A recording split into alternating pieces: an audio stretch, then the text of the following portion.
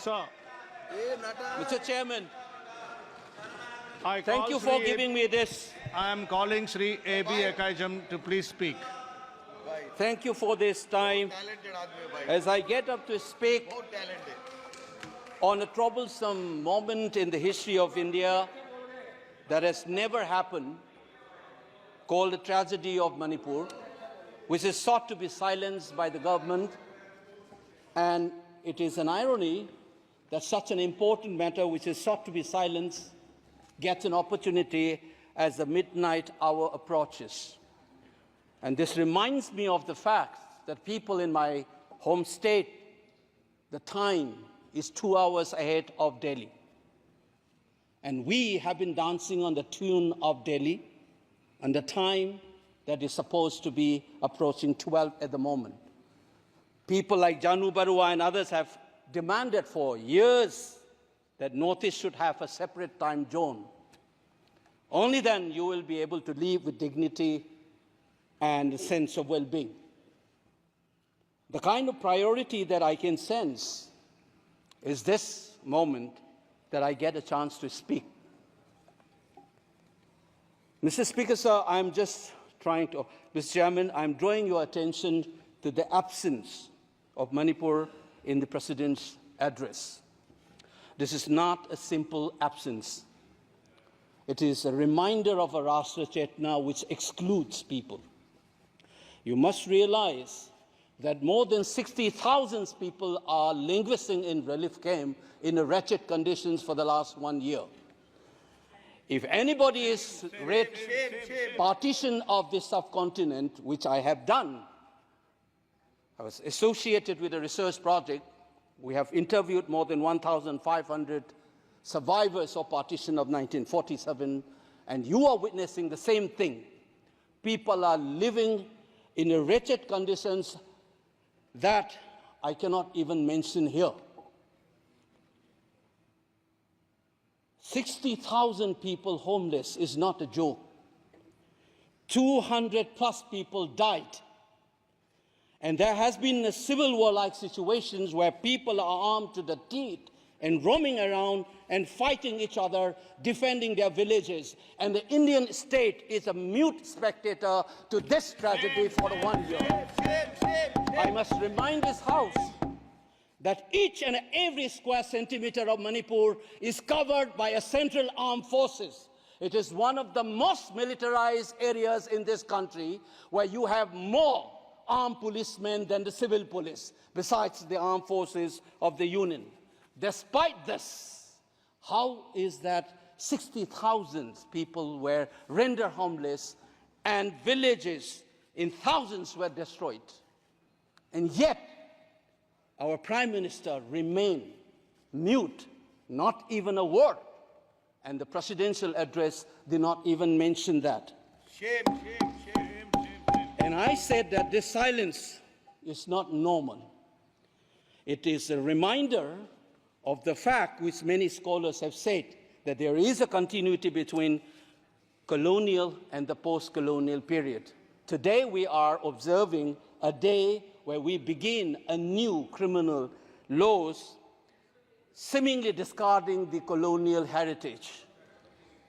But as Ashish Nandi says, colonialism is a state of mind. It is a psychological phenomenon.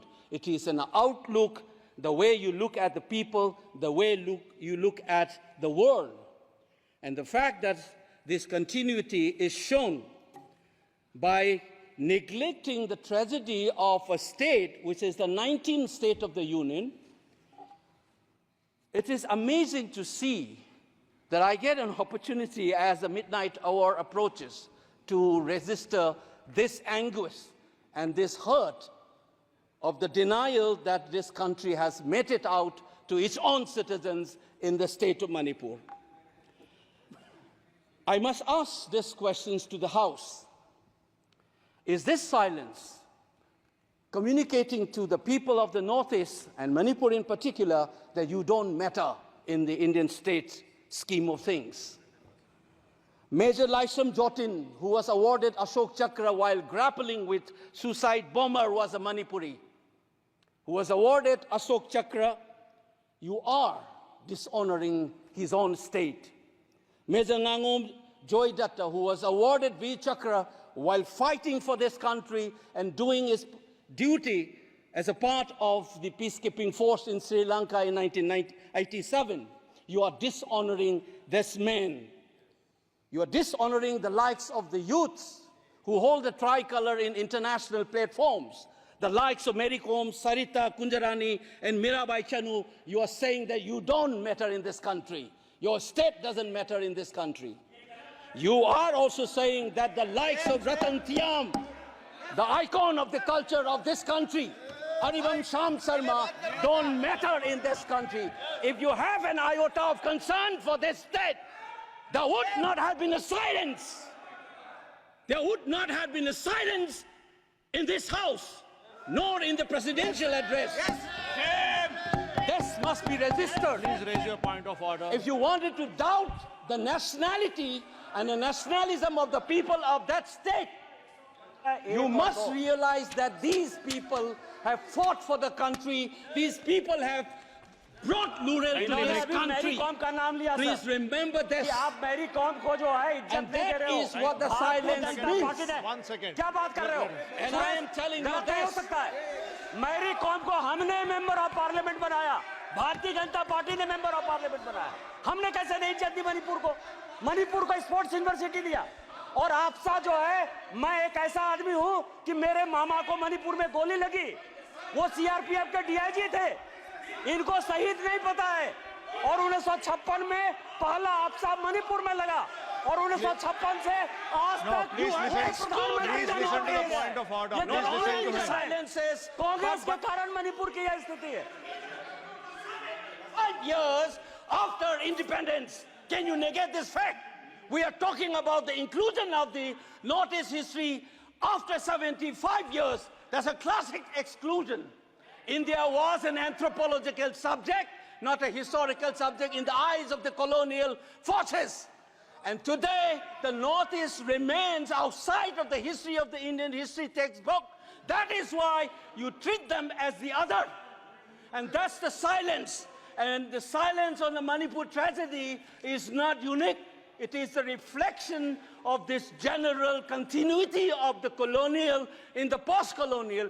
It is sad to see a nationalist party like the BJP will feel comfortable with this silence on the tragedy of Manipur. Keep your hands on your heart and think about the 60,000 people who are linguistic in relief camps. And those mothers, those widows, think of them. And then you talk about nationalism. Point is made. He made Only his point. then we will understand what this tragedy means. And Mr. Chairman, the hurt, the anger has thrown a nobody like me to be part of this temple of democracy. Beating the BJP cabinet minister, think about the pain. If you hear an anxiety, anguish, and a pain in my voice, please go back and see those 60,000 people linguisting in the relief camp. Don't talk about partition remembrance till you bring that. I would keep quiet the moment the Prime Minister opened his mouth and a nationalist party says that Manipur is part of India and we care for the people of that state. Only then I will accept what is nationalism in our face. Thank you, Mr. Chairman.